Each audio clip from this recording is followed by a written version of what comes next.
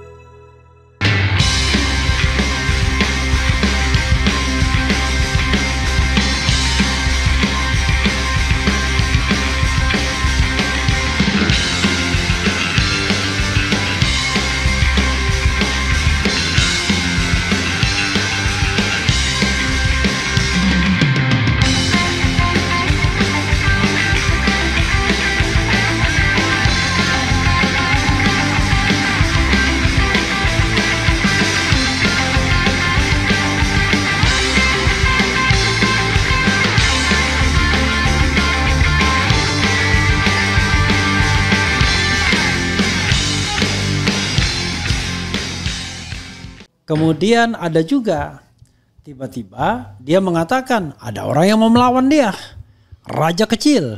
Ya raja kecil dan kenapa? Tadi satu itu yang menyangkut dengan katanya diulang-ulang itu ya. Ada yang mau membunuh Prabowo. Menurut saya ini Sri Mulat sebenarnya. Bagaimana seseorang yang memiliki kekuasaan besar bisa diancam bebas begitu saja dan pelakunya dibiarkan bebas. Ini omon-omon. Siapa yang berani ngancam presiden yang berada di lingkar kekuasaan itu? Dan kemudian presiden curhat ke ruang publik. Keluarganya curhat, orang-orang dekatnya curhat. Ini menunjukkan ini orang-orang penakut. Penakut. Orang-orang yang tidak memiliki nyali untuk menegakkan kebenaran. Karena ada hipokrasi di dalam watak politik kekuasaan mereka. Tangkap dong. Kalau ada yang coba-coba mengancam presiden, apalagi menghalangi kebijakan yang dianggap diyakini baik untuk rakyat. Itu satu. Yang kedua, yang selanjutnya bukan kedua. Kita suka tidak suka. Saya harus bicara di sini. Parameter rakyat meyakini dan percaya kepada Prabowo cuma satu. Satu kalimat. Adili Jokowi. Sebelum dia melakukan upaya supremasi penegakan hukum, menjawab rasa keadilan rakyat, dia ngomong apa saja saya anggap 11-12 dengan Jokowi. Mestinya Prabowo malu sama Duterte di Filipina, Donald Trump di Amerika, pemimpin-pemimpin hebat di dunia lain. Mereka tidak punya politik balas budi dengan rejim sebelumnya. Begitu lantik, mereka menunjukkan kecintaan, keberpihakan kepada rakyat. Tapi hari ini, organisasi massa, forum-forum hanya menyediakan mic kepada Prabowo dan rakyat hanya menangkap noise yang seolah-olah suaranya besar. Tetapi hasil yang dirasakan rakyat nol besar Pak Prabowo. Pagar laut itu nggak ada satu menteri pun yang jelas-jelas terlibat, ditahan, ditangkap. Kenapa? Karena satu kekuasaan yang dilahirkan dalam proses yang tidak adil tidak bisa menegakkan prinsip-prinsip kejujuran kepemimpinan itu sendiri. Orang jangan lupa penyelundupan Gibran di MK, tata kelola pemilu yang amburadul, yang rakyat melihat kecurangan di mana-mana, memaksakan kepemimpinan itu lahir dengan kecurangan. Kemudian dia mau menegakkan kejujuran dan kebenaran. Wong dia lahir dari proses penipuan. Tetapi rakyat berjiwa besar.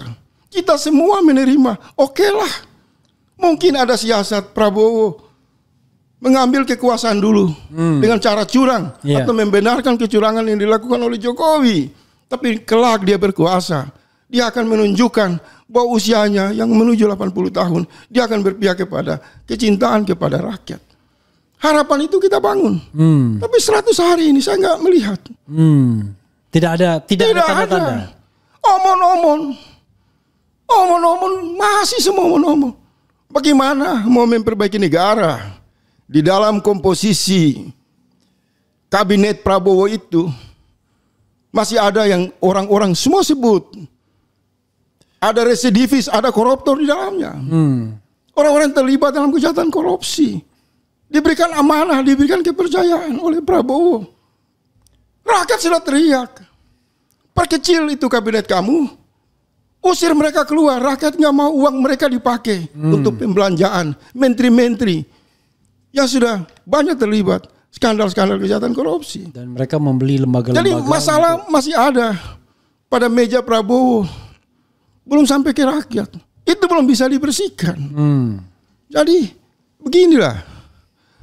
Pada akhirnya kita ini akan terus dipasung.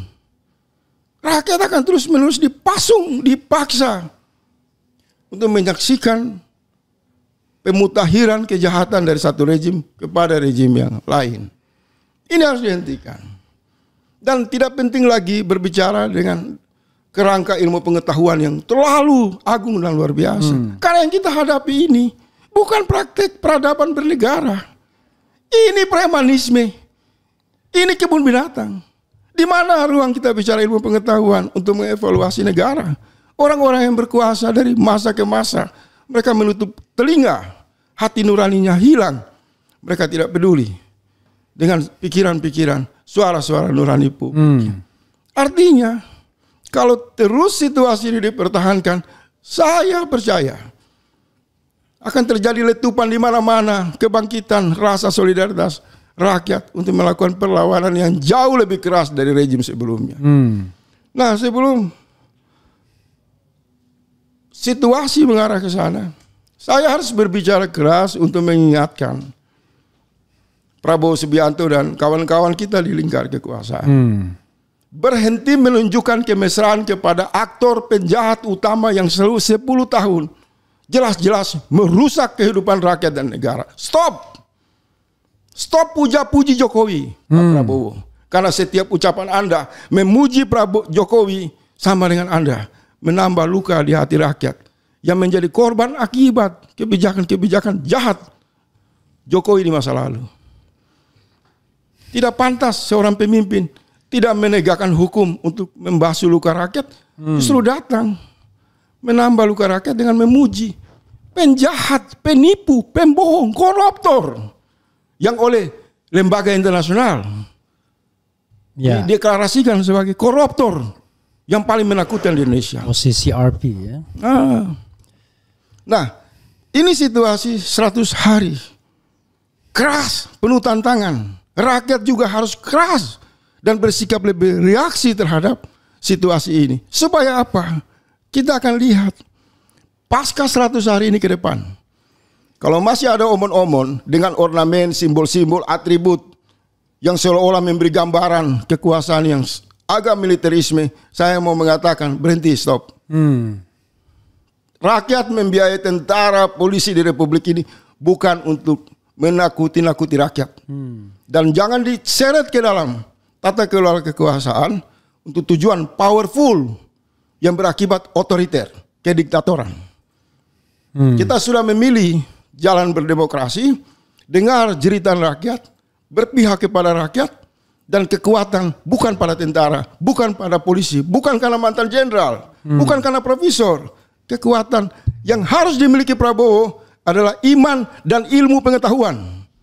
Dua kekuatan itu jangan dibuang. Jadi pribadi yang beriman, bicara dengan tindakan sejalan. Jadi pribadi yang memiliki basic ilmu, punya rasa malu, punya empati, punya rasionalitas dalam mengambil semua keputusan. Kalau dua modal ini dibuang, ya kita lagi-lagi berhadapan dengan bukan tuyul dari gorong-gorong. Ini muncul selokan politik yang jauh berbau busuk dari sebelumnya. Dan tentu kita tidak berharap Prabowo terjebak mengulangi apa yang dilakukan oleh Jokowi. Cara untuk mencegah itu tidak boleh memuja-muji. Harus keras kita kritik. Itulah bentuk kesayangan kita kepada kepala negara, kepada penguasa. Agar mereka tidak terlena. Mereka tidak terlalu jauh berjalan untuk merusak kehidupan orang banyak dan kehidupan mereka sendiri.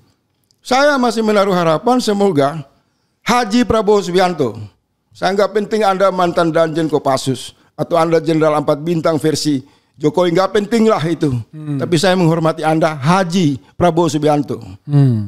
Ada semangat tauhid pada diri Anda. Mari beri keteladanan.